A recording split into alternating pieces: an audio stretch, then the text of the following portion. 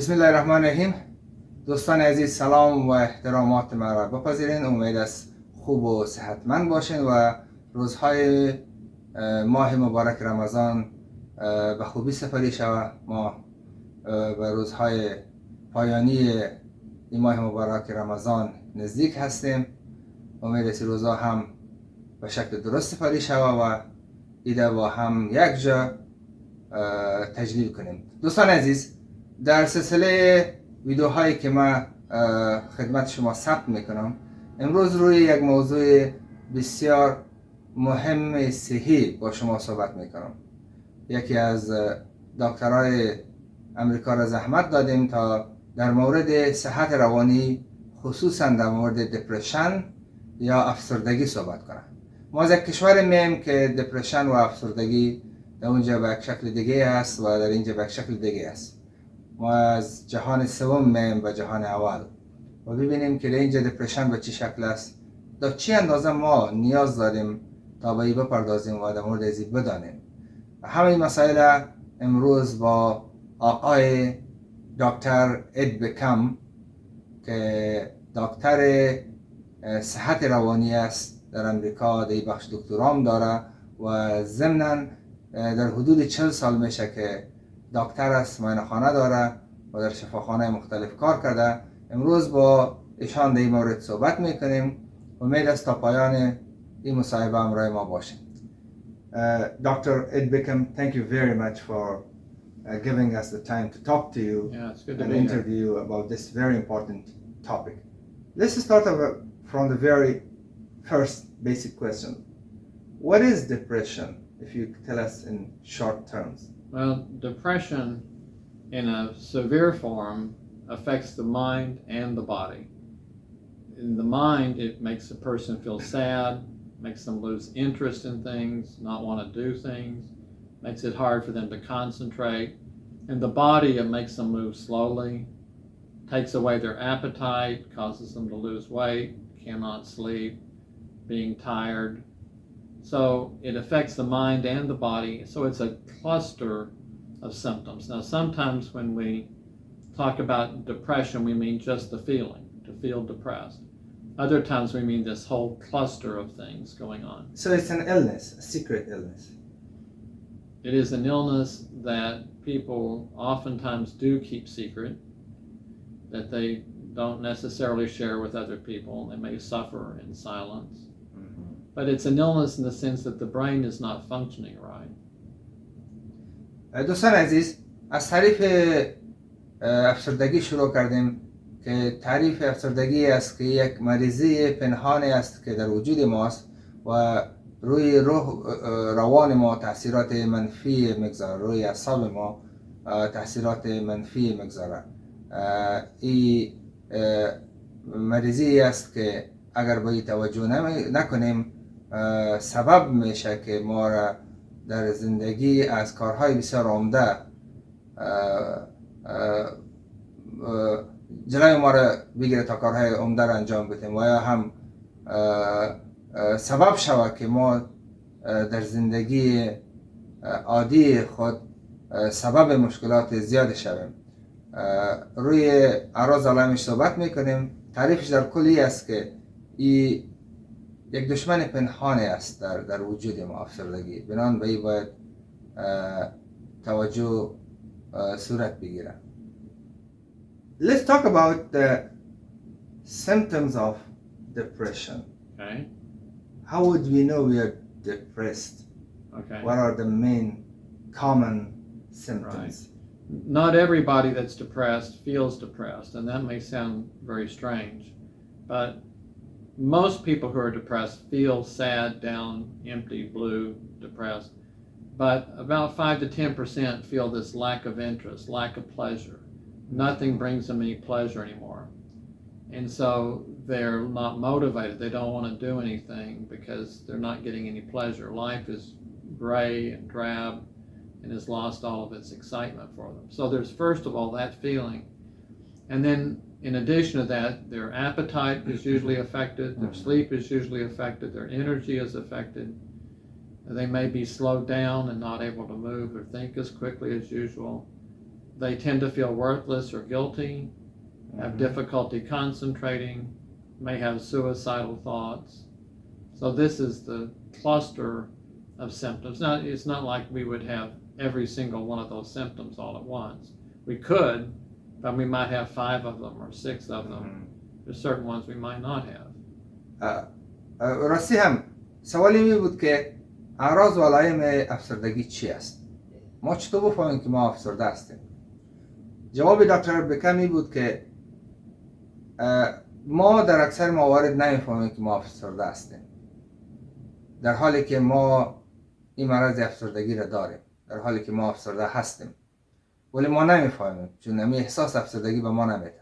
ولی اعراض علائمش ای است. اگر دوستای عزیز این اعراض و علائم در وجودتان باشه، شما باید با یک دکتر مراجعه کنین تا به این مشکلتان رسیدگی شود. مثلا اگر به زندگی شوق و علاقه‌تان کم شده باشه، در بعضی موارد متوجه شده باشین که ما شوق و علاقه ما به زندگی بسیار کم شده یا کم میشه، امو اشتیاق که به زندگی داشتیم، امو هیجانی که به زندگی داشتیم دیگه او هیجان نیست، یکی از اعراض و علائمش است. خوابتان کم شده و یا خوابتان زیاد شده، اشتهایتان خراب شده، گاه زیاد میخورین، پرخور شدین و گاهی هم در بعضی ها خوراکشان کم شده، غذا کم میخورن، تنبلی، احساس تنبلی میکنین، احساس ضعف میکنین، میگین که من ضعیف هستم، توانایی انجام کار ندارم، اشتیاق در انجام کار کم شده، احساس میکنین که در بعضی موارد خودکشی کنین، خوش دارین که در انزوا زندگی کنین، تنها زندگی کنین، از روابط اجتماعی دورتر میشین. همه ای اعراض و علائم چیزهایی است که نشان میده که شما افسرده هستین. اگر این اعراض و علائم دارین پس شما افسرده هستین. لازم نیست که همیشه داشته باشین، 1 2 3 4 5 هر کدامش که داره به هر تعداد. بنابراین اگر این اعراض و علائم در وجودتان دارین، خسته هستین، احساس تنبلی میکنین، اشتیاق به کار ندارین، شوق و علاقه ندارین به کار، خوش دارین تنها باشین، این همش مسائلی است که باید بپردازیم. Let's come to this question, like some people are ill or sick because they got infection or there are viruses around. Depression is not like caused by viruses and infection. So what is it caused by? We are not born to be depressed. Something else causes us to get depressed. What are those, so that we don't do it? Well, we do things. There are different kinds of depression, and some of them actually may come because of our genes, like bipolar or manic depression. But that involves real highs and real lows. But in terms of more of the plain vanilla depression, it's usually thought of as a combination of stress and maybe some genetic tendency, and the two coming together. So I like to think about it like a bridge out in the country, some old bridge, and it's kind of weak, it's not totally strong, and a big truck comes and drives over it. If there's a little bit of weakness and a big truck comes, then it starts to crash.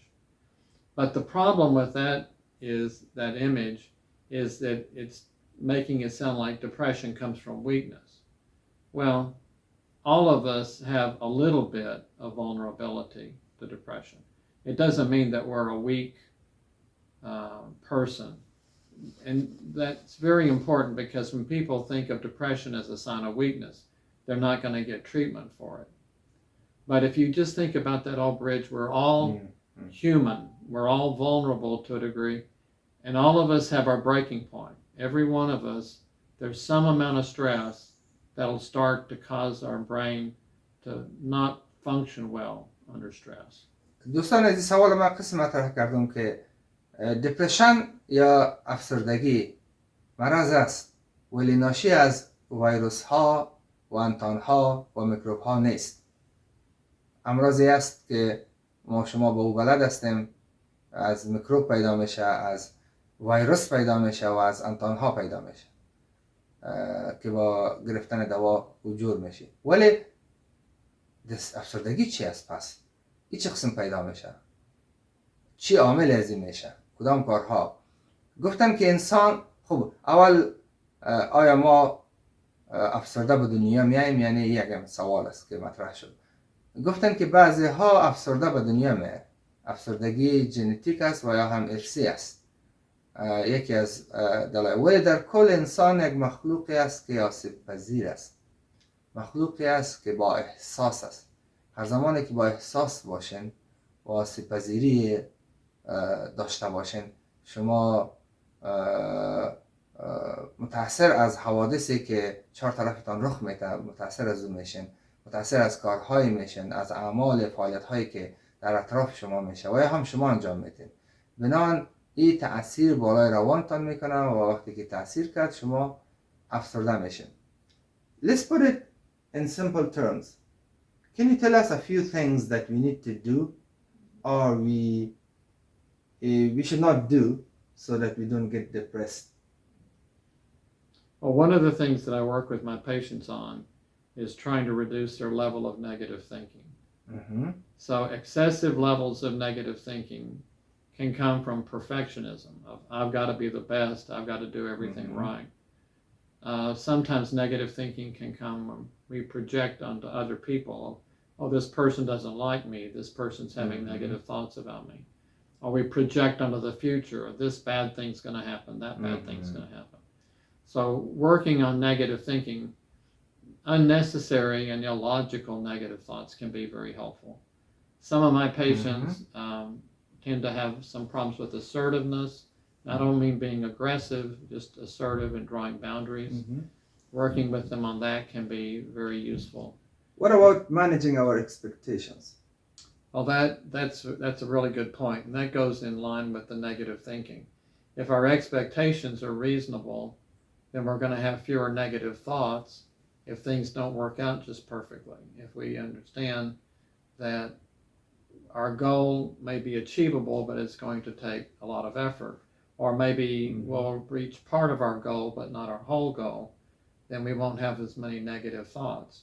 But when we think, oh, I must reach this goal immediately, I must be the best, I must do it in this particular way, then if we don't achieve that particular goal, then it's like, oh, well, I'm a failure.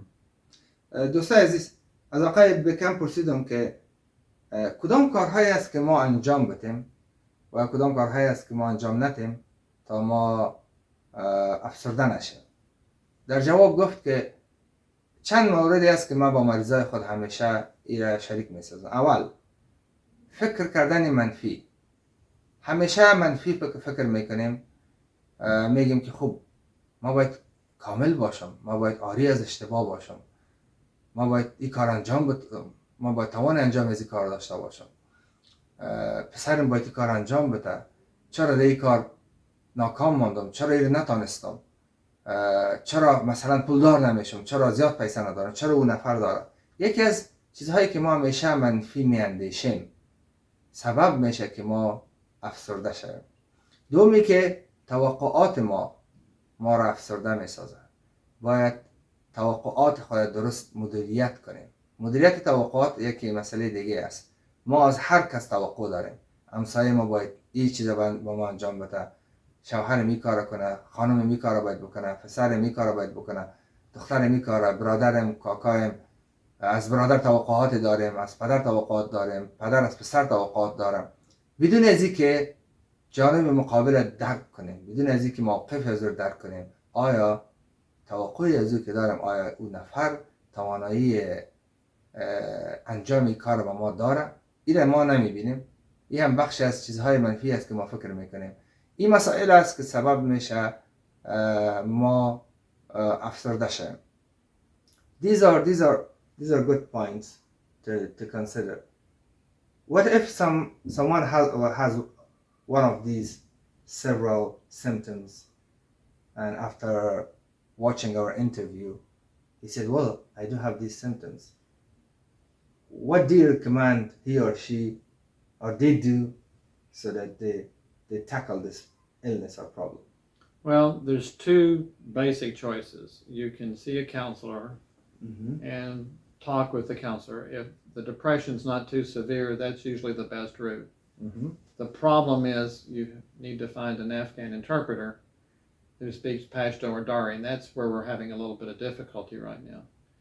The other route is medication, and this is particularly important if it's that cycling depression, the highs and the lows that I was talking about, or if it's a really severe depression, then the medication is often needed to start with.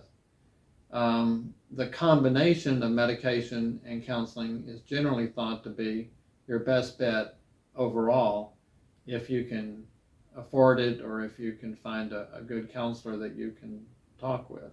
And they all have insurance now, and that covers the sooner care. The sooner care will cover it under certain circumstances. If you see a physician, it'll cover that. If you go to a mental health center, it'll cover that. It will cover a child seeing a counselor.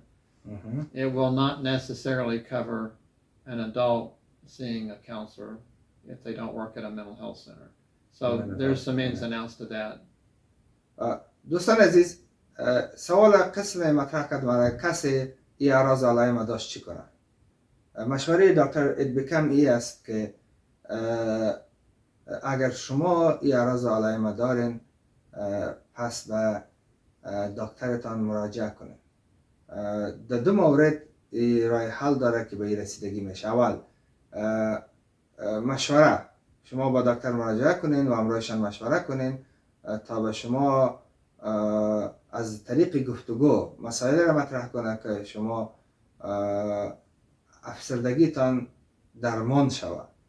میرین با دکتر مراجعه میکنه، همراه شما میشینه، همراه شما صحبت میکنه. ترجمان یک مسئله است که با شما باشه. خوب است که اکثرا نگه این مشکل ما داریم که ترجمان نمی باشه و دچار افهام تفهیم میشیم با مریضای ما.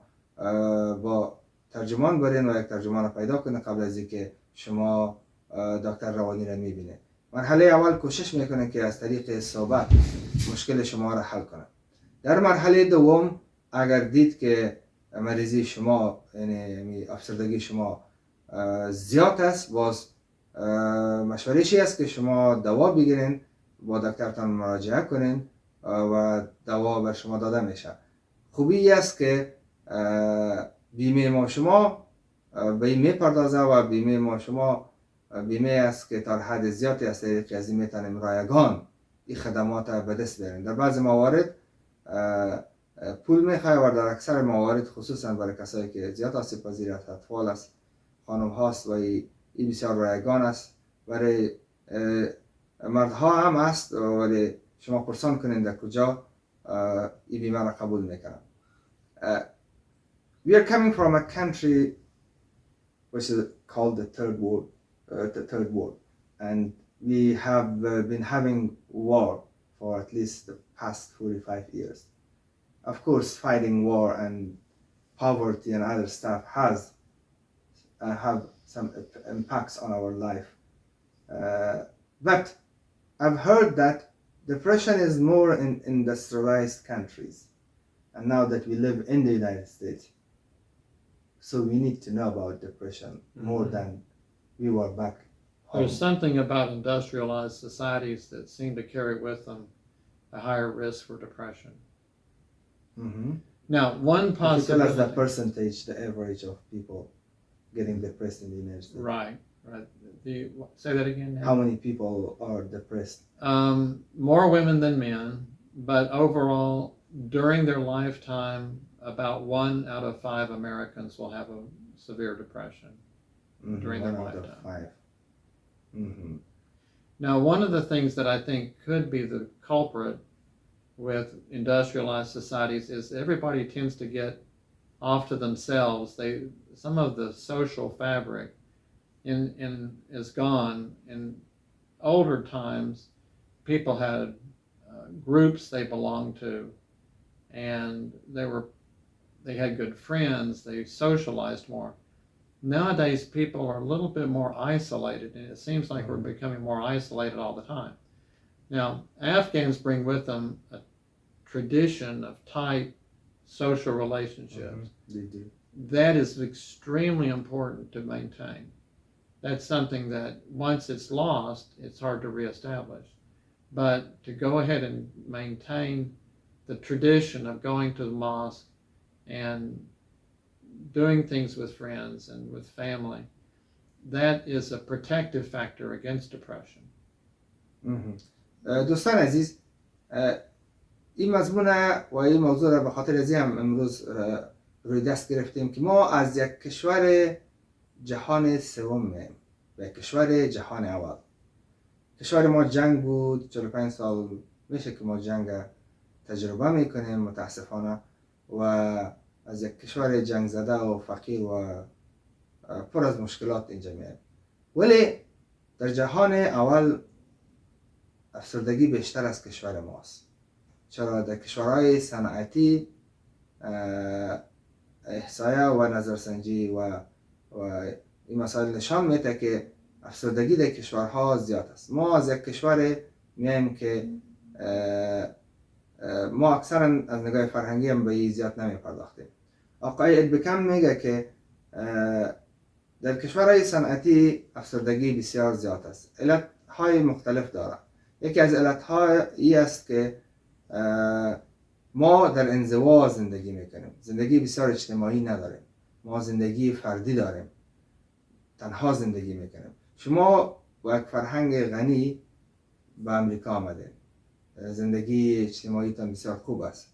با هم یک جا زندگی میکنیم. این هم یکی از دلایلی است که شما زیاد در کشورتان افسرده نیستین. ولی در امریکا از هر 5 نفر 1 نفر افسرده است. بنابراین از 330 یا 40 یا 50 میلیون نفر شما حساب کنین که چند میلیون نفرشان میشه که افسرده شوی. این بسیار زیاد است. یعنی شاید نزدیک به 60-70 میلیون نفر شما در یک کشور که امریکا زندگی میکنین، بنابراین شما هم اگر خواسته نخواسته به افسردگی میرین. People normally say Western countries are countries of stress. How much do you agree with this? And where does this stress come from? I think there's different kinds of stress. Americans traditionally have not experienced war close to home. It's always been sending people off to war. You've gone through war close to home. We've not had that stress. But we have a different kind of stress, a time pressure where sometimes it feels like every minute of the day has to be used productively, or where there's high expectations to meet certain goals, financial goals or achievement goals. So it can be quite stressful in America if you buy into this idea that you have to achieve great things or have to make a lot of money. But if you can avoid some of those artificial goals and just decide these are reasonable goals, I don't have to achieve great things every single day. I can take time for myself, I can take time for my family, I can take time for fun and eliminate some of that stress, then we have a certain amount of control over how much stress we're going to experience. دوستان سوالی می بود که چرا مردم میگه که امریکا یا کشورهای غربی در کل پر از استرس یا فشار هستند؟ شما میبینین که هر کسی که اینجا میاد استرس میگیره و میگه کشوری است که استرس است، فشار است، فشار کار است، فشار زندگی است. مردم از این بسیار مینالند. گفت که خوب شما از کشوری میایین که جنگ مستقیما تجربه کردین، در کنار جنگ بودین، با جنگ کلان شدین، ولی ما جنگ تجربه نکردیم و استرس و فشار نداریم. ما همیشه مردم رو به کشورهای دیگه بفرستادیم تا جنگ صورت بگیره. جنگ از ما دور بود. اگر اسکرای ما هم جنگ میکرد دور از ما بود، کشور ما بود. ولی ما باز دیگه استرس های داریم. یعنی با زندگی در مجادله هستیم.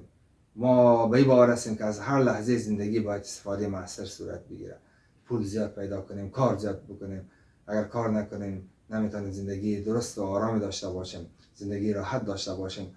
کوشش میکنیم که اولاد ما زیاد درس بخوانه، سر اولاد زیاد سرمایه‌گذاری کنیم، سر کارهای دیگه. این همگی مسائلی است که ما را از لذایز زندگی دورتر میسازه و ما دچار استرس و فشار میشیم. اگر ما بتانیم که به زندگی وقت بگذاریم، به اولاد خود و دوستای خود و فامیل خود و تفریح وقت بگذاریم، باز ما سبب میشه که استرس کم تجربه کنیم و هر اندازه دوستای عزیزی که ما استرس پیدا کنیم و اون اندازه افسردگی زیاد میشه. Well, we really talk about very important topics and issues related to depression. You know, depression is a very broad subject. It cannot be covered in 1 or 2 interviews. To conclude this interview, what are your top 3 things or sentences to tell your audience? Trying to manage unrealistic negative thinking. Mm-hmm. Trying to keep stress at a reasonable level in your life. Mm-hmm. And thirdly, maintaining close social contacts with positive people around you. Being surrounded by people that have positive values, positive goals, a sense of humor, people that can be supportive of you in a time of stress. What about enjoying our life and being happy? Well, this is all things that are designed to help you enjoy life and be happy. Good. در لحظات پایان دوست عزیز اگر مصاحبه خود جمع کنیم می است که دکتر اد بکم میگه که منفی فکر نکنین، کوشش کنین که مثبت اندیش باشین، فکرتان روی واقعیت ها باشه، واقعیت های عملی زندگیتان. کوشش کنین از زندگی لذت ببرین، توقعاتتان را به شکل درست مدیریت کنین و خوش باشین. این همه سبب استرستان را کم کنین، فشارتان را کم کنین، در هر مورد در هر چیز فکر نکنین، زندگی را زیاد هم جدی نگیرین و این مسائل اگر در نظر بگیرین شما از افسردگی دور می باشین. ولی افسردگی یک مریضی است دوستای عزیز، بازم تکرار میکنم، یا اعراض علائم ببینید اگر در وجودتان باشه یک بار پیش دکترتان مراجعه کنین، چون این روی زندگی روزمره تاثیرات بسیار منفی داره. باز نمیتونین مؤثر باشین در کارتان، یک فرد مؤثر نمیتونین در جامعه باشین. بنان از این خاطر نیاز است تا به افسردگی رسیدگی شود. دوستان عزیز، تشکر از اینکه تا این دم برنامه و تا این لحظه برنامه با ما بودین. تا مصاحبه دیگه که روی مسائل دیگه می باشه شما رو به خداوند منان می سپارم. Thank you so much for the good interview. Thank you very much.